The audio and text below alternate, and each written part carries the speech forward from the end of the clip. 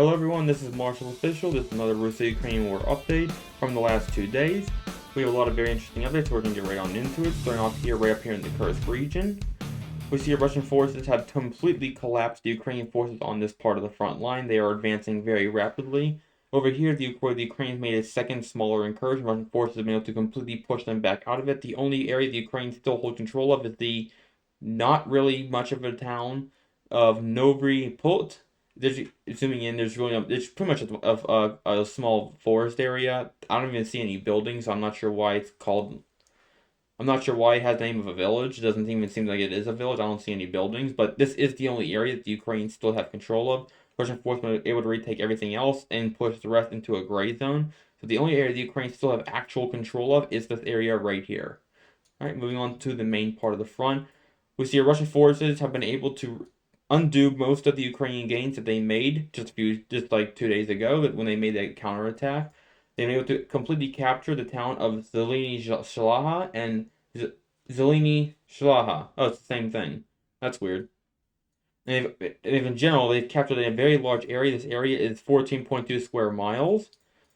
They just in general, Russian forces were advancing from the north. That is too big. Russian forces were advancing from the north and from the south part of this large area. They also advanced from the south from this direction in order to force the Ukrainians to have to pull out of this area by pulling out this way.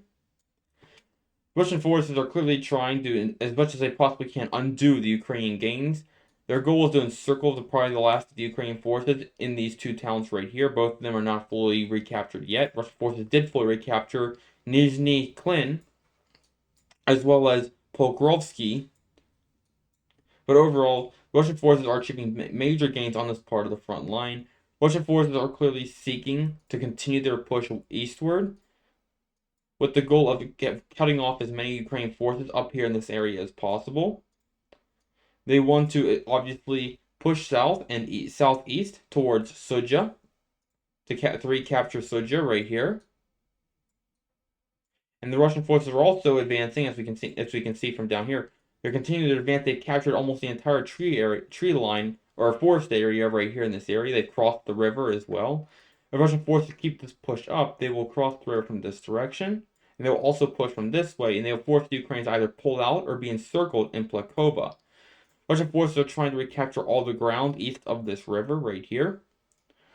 After that, the Russian forces will probably just continue their offensive from both directions, pushing from this way and from this way, to encircle Sudzha or force the Ukrainians to simply make a break for it and retreat out. But at this point, there's no denying the Ukrainian KURSK offensive has been a complete failure. Russian forces are now breaking through and recapturing huge swaths of territory. It is effectively over for Ukraine's KURSK counteroffensive. At this point, their best bet would be to just get out as fast as possible, but we know they just probably will not do that. They're going to try and hold on to whatever they can. And at this point, it shows now the KURSK offensive was a mistake by the Ukrainians. It brought some temporary success that looked really good, but once the Russian forces got their forces together, it turned out Ukraine did nothing except just spread the forces that they did not have out even further. And now this is the result. Alright, let's move on to the next part of the front line. We have no changes from the Volchansk direction. We do have some changes from the Pishani direction. Russian forces advanced along the highway, moving towards the other Pishani right here, and then also towards Petropavlivka. They're advancing to the north, this way, trying to head along this highway right here, moving towards Petropavlivka. Speaking of Petropavlivka, we do have a geolocation, so that's going to show on the screen right now. Russian forces are in general, they didn't make any advancements today, but yesterday we saw this advancement here. Russian forces are trying to advance this way and just in general push along the entire village and recapture the whole thing. By capturing this entire village, they will have captured all the ground to the east of this highway. That's why Russian forces are pushing north along it as well to capture all this area right here, which will put them in an excellent position to capture the last bit of territory over here along the Oskil River. It will also put them in an excellent position to possibly start the offensive for Kupiansk. In general, Russian forces are just simply putting pressure on huge parts of the front line. We have nothing else from the whole rest of the Zaporizhzhia, we have nothing else from the Luhansk Kharkiv direction. Let's move on now down south towards the Torres direction. We have nothing from the Seversk direction, and we have nothing from the Chasiv Yar direction. On the Torres direction, we do have a geolocation. We don't have any changes, but the Russian forces. There was a small little clip of video that showed Russian forces in the city center, right around this area. So that video is right there. Moving on from that, the Russian forces did capture some chunks of ground right here to the west of New York. At this, Russian forces are continuing to increase the buffer zone around New York. It just seems like Russian forces are trying to push west and get behind these villages right here, and possibly try to encircle them and force the Ukrainians to pull out. It's small gains, but overall Russian forces are putting pressure there, and they are making small gains. So we'll see how that plays out later. Russian forces did complete the capture of this tree line in the very last bit of Mykolaiv, this last little piece right here. Russian forces are trying to advance onto Suky Yar, and they have already entered Lysivka. Russian forces are in general pushing westward. Slowly but surely, they are pushing westward and also trying to push on the Mirongrad itself. And they're trying to move on to Pokrovsk by moving further and further to the west. Obviously, trying to reach these railways, which, of course, if they can reach the railways, that will be put them in an excellent position to storm the city itself from all directions. Like that. We have no changes from the Seladove front. We don't have any changes from the Kharkivka front. We do have changes from the Kurakova front. Russian forces have completed the capture of Ostrovsky, and they have now reached Kurakova itself. Russian forces have now reached Kurakova, and they've also advanced and captured the gray zone that was here between Maximilnivka and the Russian forces advance around Hostry. So this area has now been linked up as one single front. This is major news. How Russian forces are now about to enter Kurakova itself. It's right here. What I just showed you in red. That's where Kurakova starts, right here. It is a pretty big city. It is effectively a city. It spans this entire length right here. So capturing it will be hard, but Russian forces are now about to begin the process of actually taking the city itself. No changes from the Volodar front, although I should call it the Bohoyalenka front. Volodar is no longer the main part of the front because it has already fallen. So at this point, this part of the front line is now the Bohoyavlenka front from now on. No changes from that front. However, we do have changes, and this is pretty big. Russian forces have reactivated this part of the front line, this Huliepole front. The Huliepole front kind of in general extends from here up to around here, where the border is with Donetsk.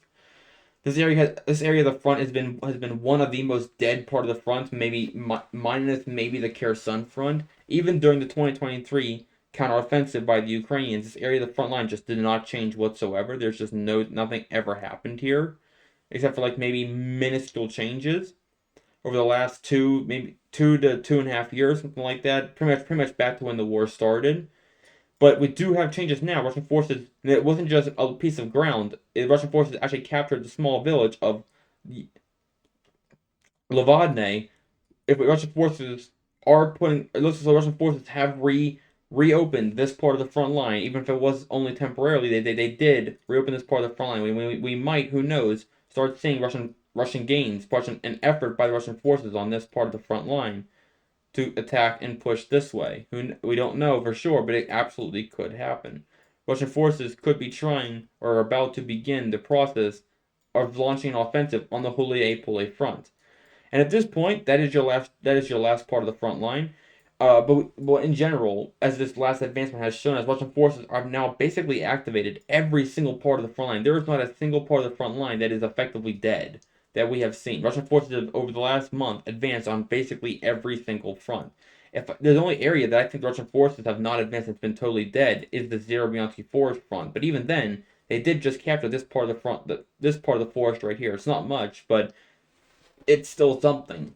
So in general, it looks like Russian forces have literally activated every part of the front line. They've advanced and attacked everywhere except for maybe this area right here, and that's about it.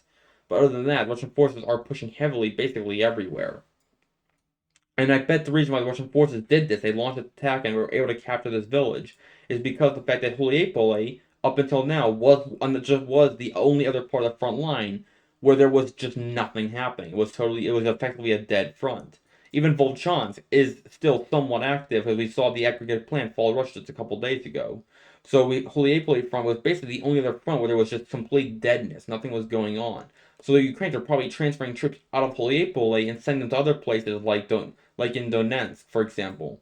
Every time we see that, this is a Russian strategy, that every time Ukraine moves troops out of an area and sends them somewhere else, that's where Russia always attacks next, because that is, they're always trying to exploit Ukraine's weaknesses, and they know Ukraine cannot spare the troops to cover the whole front line.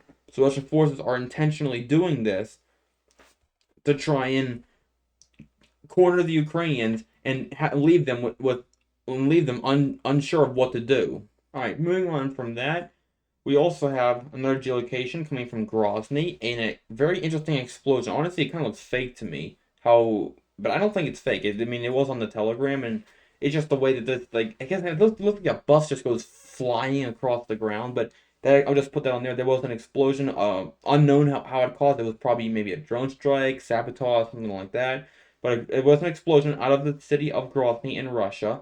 So that did happen as well. So that's everything for the front line. Let's go on and move on to the political updates now. We have this article right here titled, Ukraine faces double threat if Russia takes Pokrovsk. The eastern city is a key military hub, but it's also critical to Ukraine's steel industry.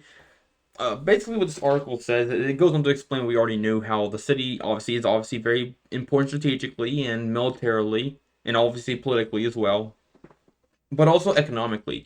If Ukraine loses the city, their steel industry, and also apparently their coal, is mentioned in here at some point, it will take a massive hit. I mean, Pokrovsk, a once vibrant city of 80,000 people, is now the object of an encircling Russian movement that began in July. And the city started off as a very much needed military hub for the Ukrainian army, but now the city itself is the front line. It's not this city is not sending stuff to the front line. This city is the front line now.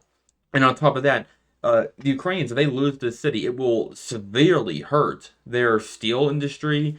It will hurt their economy as a whole, but it will also hurt their production. The Ukraine's trying so hard to increase their production. Well, this is going to hurt their production. This is going to make it worse if they lose this city, if they lose Pokrovsk. So we can see here, if Ukraine loses this, it will severely cripple their logistics in Donetsk, and it will cripple their ability to produce more stuff domestically. Maybe not cripple it, but it will severely hurt. That's for sure. And their economy will obviously take a hit. Obviously, their steel will take a hit.